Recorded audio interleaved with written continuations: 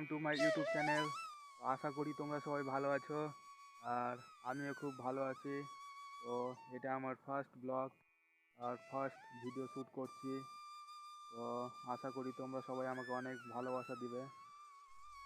আমার ফেসটা তোমাদের কাছে নতুন, তার জন্য কোনো টেনশন করার কারণ নেই।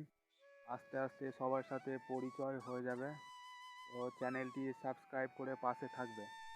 তো এই চ্যানেলে ডেইলি লাইফস্টাইল ব্লগ আপলোড করা হবে।